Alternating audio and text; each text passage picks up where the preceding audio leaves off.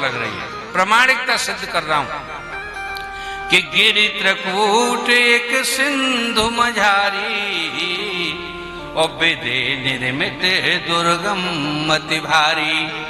ब्रह्मा जी ने इसको बनाया है लंका को, और दुर्गम है। क्या कहा, इधर देखिए, लिसन टू मी, कि गिरि त्रकूट एक गिरि त्रकूट नाम का पर्वत है वहां, कि सिंधु मजारी, सिंधु के बीच में तुलसीदास जी गा रहे हैं, और विद निर्मत दुर्गम अति भारी, और सोई मय दानव बहुरे समारा। उसको मय दानव ने, रावण का महल भी जो सोने का था वो भी मय दानव ने बनाया था, लंका मय दानव ने बनाई थी। कि सोए मय दानव बहुरे समारा, और कनक रचत मन भवन अपारा। उसमें बहुत से अपार महल थे जो मणियों से जड़े गए थे। ये मैदान ने रावण के लिए बना, रूप में उसमें सुंदर भवन बने हुए हैं, वैसे उस स्थान पर बने हुए थे। और फिर पंक्ति में तीसरी में अर्धाली में कहते हैं मानस में कि अमरावती जैसे शक्र निवासा, जैसे अमरावती में, सुंदर अमरावती में, स्वर्ण की अमरावती में, रत्नों से जड़ी हुई अमरावती में, इंद्र के महल का नाम अमरावती कहलाता है, और नागों की नगरी का नाम भोगवती नगरी कहलाता है। बोलिए वृंदावन बिहारी लाल की जय। कि अमरावती जैसे शक्र निवासा, जैसे इंद्र निवास करते हैं। अंतिम पंक्ति सुन लीजिए इन सब का। फिर क्या कहना चाहते हैं तुलसीदास, कि तिन ते अधिक रम्यति बंका, उनसे सबसे सुंदर, और रम्य माने सुंदर, बंका माने अच्छी लगने वाली, और जग विख्यात नाम ते ही लंका, उसी को जग विख्यात लंका कहते हैं जो त्रिकूट पर्वत पर बसी हुई है। जय जय श्री राधे।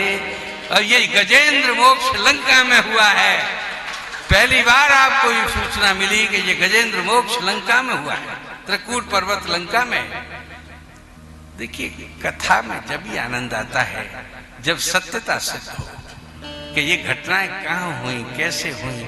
नहीं, आज के बालक तो वैसे ही जो है, आज की संतान तो वैसे ही जो है धर्म को मान्यता नहीं दे रही है। लेकिन इतिहास की जब चूर मिल जाएगी, जब भौगोलिकता की चूर मिल जाएगी, तो उसमें हमारे मन में विश्वास जगेगा कि नहीं जगेगा कि ये वास्तव में घटनाएं हुई हैं, ये हमारे इतिहास है। इसलिए मैं नाम के माध्यम से आपको कथा में खोज करके लाया साहब। विभिन्न ग्रंथों को मैंने पढ़ने की कोशिश की साहब। मेरी अभिनय को, मेरी प्रार्थना को आप स्वीकार करें, मेरी धृष्टता और दुष्टता को आप क्षमा करें। तो वहां पर ये युद्ध होने लगा दोनों में। एक दिन गजेंद्र गया है पानी पीने के लिए, और वहां पर ग्रह ने पांव पकड़ा है, और जब पांव पकड़ा है तो भीतर कई महीनों तक, कई दिनों तक ये युद्ध चलता रहा गज और ग्रह में।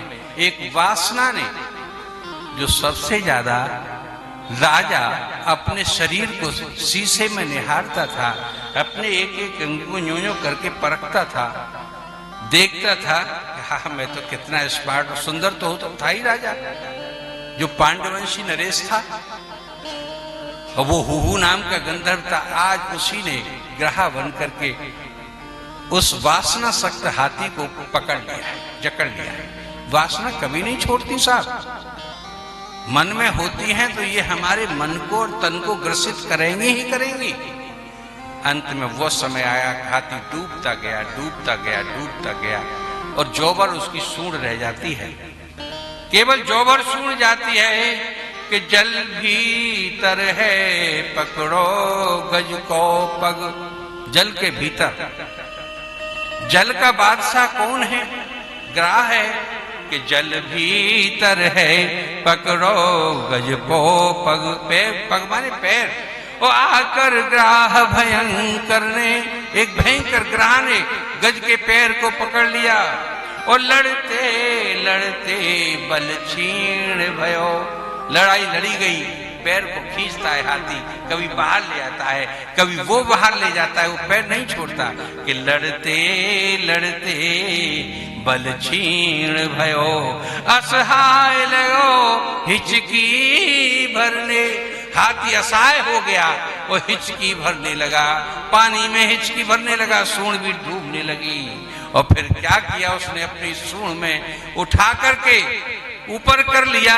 अब जौबर सूंड रह गई है, फिर बोला कि अब नहीं बचूंगा, अब तो मेरा अंतिम समय गया और शक्ति भी क्षीण हो गई है। तो उसे अपने पूर्व जन्म की अर्थात पांडवंशी नरेश था तब की याद आ गई। था तो भगवान का भक्त ही ना वो नरेश, इसलिए उसने क्या किया, भगवान को पुकारने लगा। तो बोले कि भगवान को बार बार वो कातर पुकार करता है, प्रभु मुझे बचाइए, मुझे बचाइए, और मैं अब मर जाऊंगा तो आपको दर्शन करके मरूं, मेरी ऐसी कृपा है, अंतिम में दर्शन हो जाए आपके। कुछ नहीं है भेंट के लिए, भगवान को क्या है, वह कमल पुष्प खिले हुए थे, जान गया मेरे गोविंद को कमल पुष्प अच्छे लगते हैं। तो एक बार को जो नेक सूंड रह गई थी, फिर भी कि मरना तो अब है ही है, इसलिए यूं करके अपनी सूंड को डुबोया और अपनी सूंड रूपी हाथ में कमल पुष्प को तोड़ करके उठा लिया। ऊपर गोविंद आ गए और गरुड़ पर चढ़ करके बचाने के लिए, और अपनी सूंड से मरते मरते भी एक कमल पुष्प उनके चरणों पर रख दिया। बोलिए वृंदावन बिहारी लाल की जय। उनके चरणों पर रख दिया। अंतिम भेंट प्रभु स्वीकार करे मेरी, कि जल भीतर है पकड़ो गज को पग, आकर काल भयंकर ने, उस ग्रह ने पकड़ लिया और लड़ते लड़ते बल क्षीण भयो, असहाय लगो हिचकी भरने। और हर भेंट कहे तो सरोज की खोज गजेंद्र लगो जल में करने। खोजने लगा कोई कमल मिल जाए, मिल गया। और करुणानिधि, क्या हो, लिखने वाले ने बड़ा अच्छा लिखा है कि करुणानिधि आ पहुंचे तब लो, जब तक प्रभु आ चुके थे उसको बचाने के लिए। अविलंब वहां दुख को हरने, अविलंब वहां दुख को हरने। पुष्प भेंट किया गया कि सोहंत है, संस्कृत में भी वही भाव है साहब, कि सोहंत है सरस्वर बलेन गीर्त्यार्थो, और दृष्टा गरुत्पति हर्षपात चक्रम। यही अर्थ है इसका, कि उसने कमल उखाड़ करके भगवान को अर्पित कर दिया। ओच्छित्त साम्बुज करम, अपने कर से अम्बुज को, फूल को उखाड़ लिया और छित्त मन उखाड़ लिया। और गिरमाह कक्षात नारायण, और क्या कहा अंत में कि नारायण अखिल गिरो भगवन नमस्ते।